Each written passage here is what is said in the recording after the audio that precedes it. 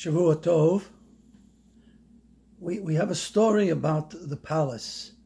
Actually, it's a story that has very deep meaning, and we can discuss it perhaps immediately after we hear this story. The king, residing in the palace, invites two people in to visit with him. The first, a very wealthy man, a man of means, a man who was used to opulence and big homes, himself living in kind of a palace, and he was the first.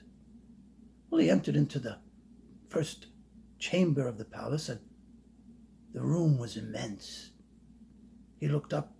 He could barely see the chandelier which hung over his head, illuminating the room, and on the sides of the room were beautiful paintings on the walls, a beautiful tapestry on the eastern wall. He was fascinated with this tapestry, walked over, touched it. The touch was of a kind of a velvet and mink. It was so fine. Stepped back and looked at this tapestry from top to bottom, and when he turned, he saw a golden faucet. He walked over and touched the faucet, made of pure gold. He was fascinated. Walked around this room and absolutely amazed at the wealth and the beauty that the king was able to put in his palace.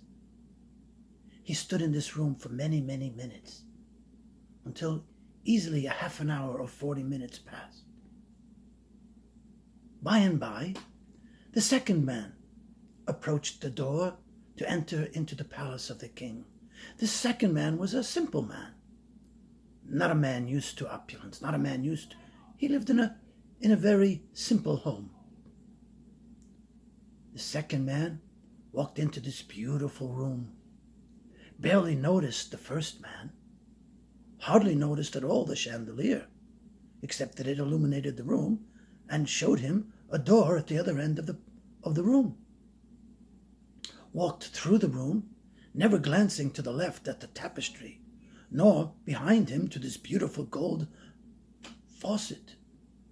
And on the right, where these pictures hung, didn't even notice them, but merely walked through this first door.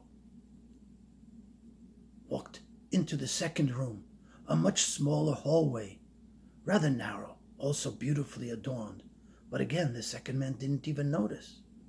Walked into this third room, and there sat the king on his throne. The man bowed to the king, and the king extended his scepter. The man approached. The king sat. The man stood, and they talked, one to the other. The man cried. The king giggled a little, waved to him. "Be kind, my son. Go out into the kingdom and let them know that they have a good king who wants only the best for his people." This man turned, left the palace. On his way out, the first man, still standing in this beautiful room, said to him, "Oh, did you get to see the king?" "Yes, I did. He's a wonderful king, a kind man." "Oh, is it my turn?"